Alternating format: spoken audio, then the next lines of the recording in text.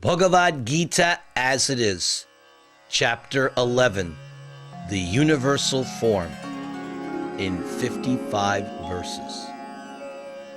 After hearing in Chapter 10, Krishna's Vibhutis, Arjuna will open this chapter requesting Krishna to see his universal form.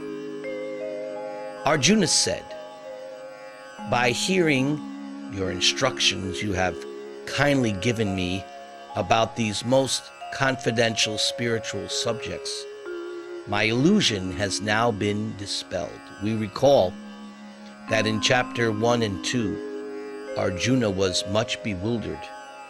Now it appears, after hearing the 4 nutshell verses in chapter 10, Arjuna's illusion is now gone. O lotus-eyed one, I have heard from you in detail about the appearance and disappearance of every living entity and have realized your inexhaustible glories. O greatest of all personalities, O supreme form, though I see you here before me in your actual position, as you have described yourself, I wish to see how you have entered this cosmic manifestation.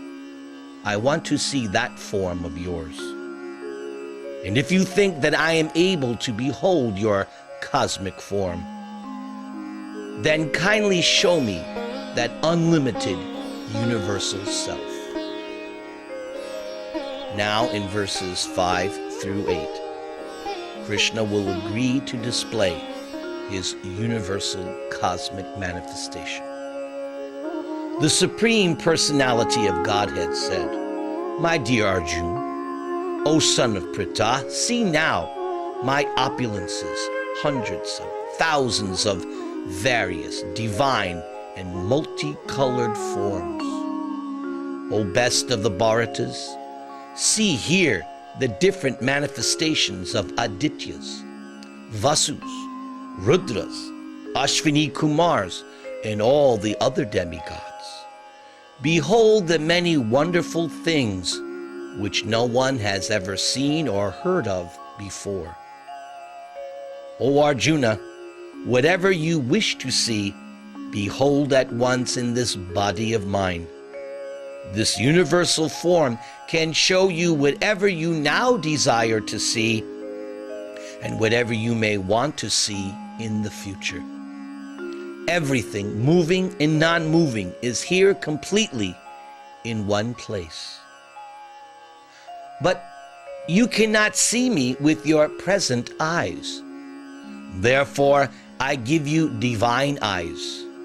Behold my mystic opulence." Significant is that Arjuna will not be able to see this Vishvarup or universal form with his current eyes. Krishna has to give him the vision. Now in verses 9 through 14, we will hear from Arjuna via Sanjaya what Arjuna saw when Krishna displayed his universal form. Sanjaya said, we remember that this Bhagavad Gita began with Dhritarashtra questioning his secretary Sanjaya, "What are my sons and the sons of Pandu doing at the battlefield of Kurukshetra?" Sanjaya and Dhritarashtra are situated away from the battle, but Sanjaya, by his mystic television viewing in his heart, by the mercy of his guru Vyas, is able to see exactly what is going on and is relating to Dhritarashtra. So every so often in Bhagavad Gita, Sanjaya comes up and will narrate. Sanjaya said, "O king, having spoken thus, the Supreme Lord of all mystic power, the personality of Godhead, Sri Krishna, displayed his universal form to Arjuna. Arjuna saw in that universal form unlimited mouths, unlimited eyes, unlimited wonderful visions. The form was decorated with many celestial ornaments and bore many divine upraised weapons. He wore celestial garlands and garments, and many divine scents were smeared over his body. Everything was wondrous, brilliant, unlimited, and all expanded. If hundreds of thousands of suns were to rise up at once into the sky, their radiance might resemble the effulgence of that supreme person in the universal form. At that time, Arjuna could see in the universal form of the Lord the unlimited expansions of the universe, situated in one place, although divided into many thousands.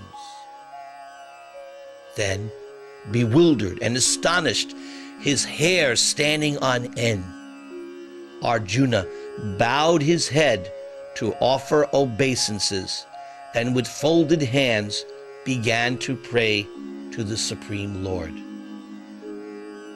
In verses 15 through 31, Arjuna describes and prays to what he sees.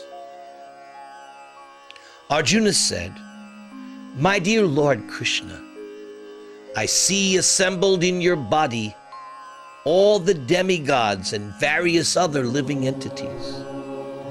I see Brahma sitting on the lotus flower, as well as Lord Shiva and all the sages and divine serpents.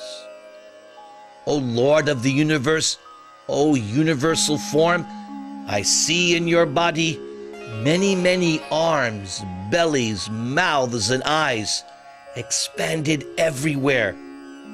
I see in you no end, no middle, and no beginning. Your form is difficult to see because of its glaring effulgence, spreading on all sides like blazing fire or the immeasurable radiance of the sun. Yet I see this glowing form everywhere, adorned with various crowns, clubs, and discs. You are the supreme primal objective. You are the ultimate resting place of all this universe. You are inexhaustible, and you are the oldest. You are the maintainer of the eternal religion. Yes, Sanatan Dharma. Sanatan Dharma is different from what we call Hinduism, Judaism, Christianity, Muslim, all these different Buddhism, all these. This is not the eternal religion. There is one eternal religion, and that is being explained in Bhagavad Gita. The eternal religion, the one true religion, is that man should follow the laws of God. That man should develop love for God. That is the only eternal religion. The living entity is the eternal, part and parcel servant of Krishna. And as such, the living entity has only one real self-interest: to love and serve Krishna, God himself. You are the personality of Godhead. This is my opinion. Arjuna is witnessing this universal form. He is explaining what his realization is. You are without origin, middle, or end. Your glory is unlimited. You have numberless arms, and the sun and moon are your eyes. This is interesting because actually, in the Vedas, especially the Srimad Bhagavatam, Yamaraj explains that there are 13 witnesses of every action by the living entity. And the sun and moon are two of those 13 witnesses. So a sinful person may think, a criminal may think, that he or she is getting away with some crime. And one may actually avoid punishment by the government. But these 13 witnesses, nobody gets away with anything. And at the end of life, everything is shown, and you have to suffer the results of all your sinful activities. Arjuna continues, I see you with blazing fire coming forth from your mouth, burning this entire universe by your own radiance. Although you are one, you are spread throughout the sky and the planets and all space between. O Great One, seeing this wondrous, terrible form, all the planetary systems are perturbed. So again, Arjuna reconfirms Krishna's inconceivably simultaneous position of being one and different. He said, you are one, but you're all pervading. This is Krishna. This is God.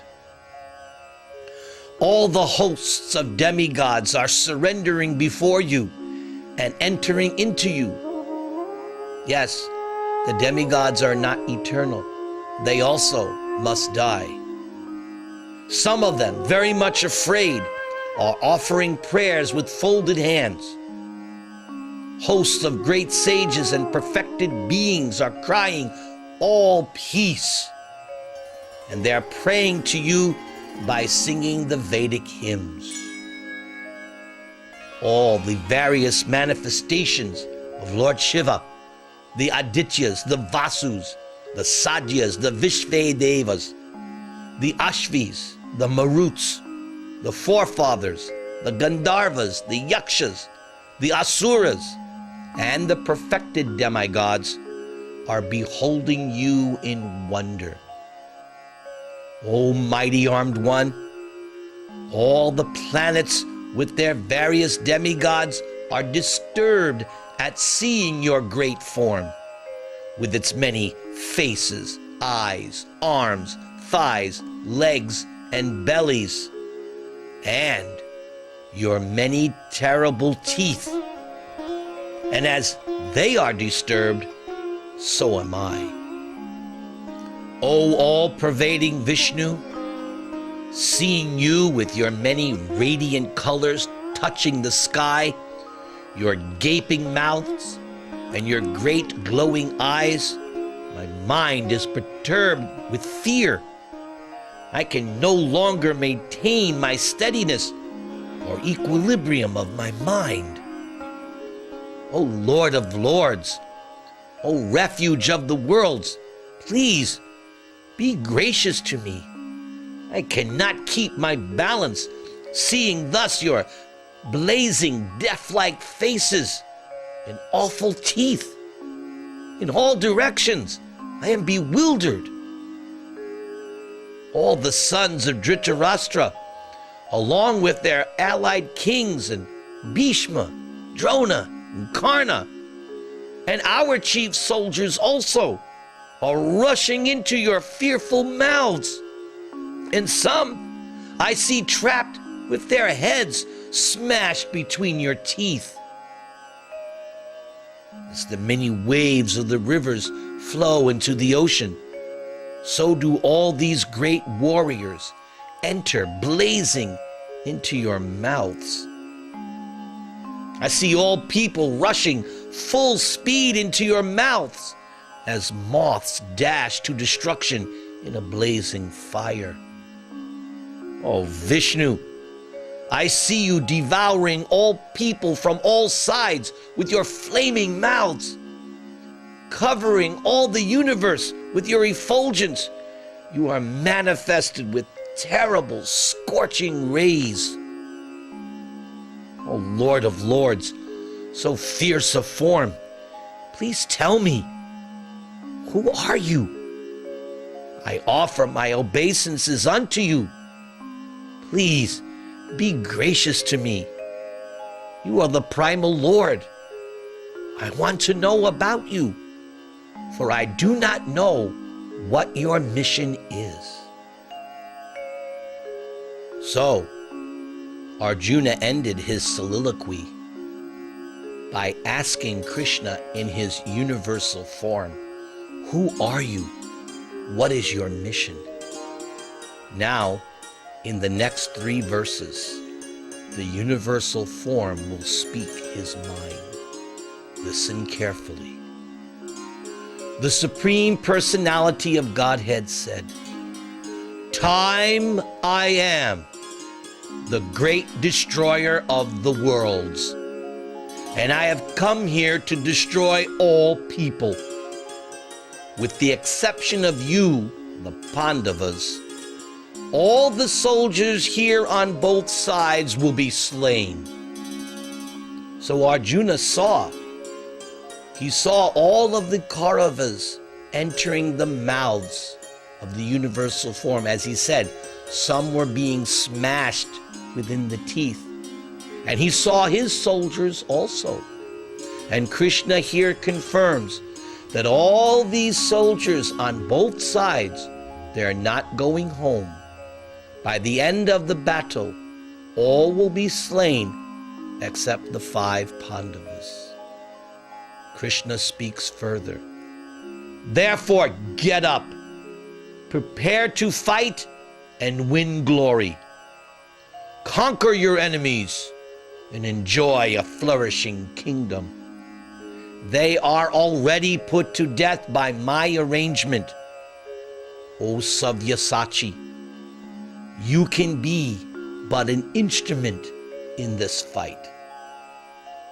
So Krishna, the universal form, is predicting the outcome of the war. Remember, Bhagavad Gita was spoken on day 1, before the battle was about to begin. And Krishna is showing Arjuna what is going to happen within the next 18 days. And most significant here, Krishna says, you can be but an instrument in the fight, because Krishna said, they are already put to death by my arrangement. This whole battle of Kurukshetra is a chessboard set up by Krishna. And as he says, this is my plan that they will all die. But he wants Arjuna to take the credit. Krishna is not going to pick up a weapon. Krishna is not going to fight. He's simply Arjuna's chariot driver. But he wants Arjuna to be his instrument. And this is what is significant for us. Like Arjuna, we should agree to be Krishna's instrument. We can be Krishna's instrument when we surrender. To the degree that we surrender voluntarily to Krishna's will, then we become an instrument. Just like if you play any musical instrument, the instrument is played according to the ability of the musician. So similarly, we must try to become perfect instruments in the hands of Krishna's will. And it begins by reading Bhagavad Gita and chanting Krishna's holy name. Hare Krishna, Krishna Krishna, Hare Hare. Hare Rama, Rama Rama, Hare Hare. The universal form continues. Drona, Bhishma, Jayadratha, Karna, and the other great warriors have already been destroyed by me. Therefore, kill them and do not be disturbed. Simply fight and vanquish your enemies in the battle. Sanjaya then said to Dhritarashtra, O king, after hearing these words from the Supreme Personality of Godhead, the trembling Arjuna offered obeisances with folded hands again and again. He fearfully spoke with a faltering voice as follows. Now, in verses 35 through 46, Arjuna prays directly to the universal form. Arjuna said, O master of the senses, Rishikesh, the world becomes joyful upon hearing your name, and thus everyone becomes attached to you. This is so significant. Herein lies the secret of the Hare Krishna movement. The Hare Krishna movement means that movement, that organization, which is dedicated to preaching the glories of Krishna's holy name. Lord Chaitanya Mahaprabhu, Krishna himself, just 500 years ago, predicted that the chanting of the holy names of God, the Hare Krishna mantra, would be spread to every town and village. And thanks to His Divine Grace, Srila A.C. Bhaktivedanta Swami Prabhupada and his followers, known as ISKCON, are gradually making the prediction of Lord Chaitanya become a fact. Previously, the chanting of Hare Krishna was known just within India. But since 1965 till present, the chanting of the Hare Krishna mantra is spreading all over.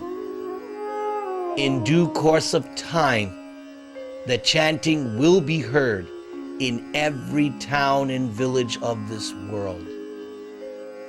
This is the potency of the holy name of Krishna.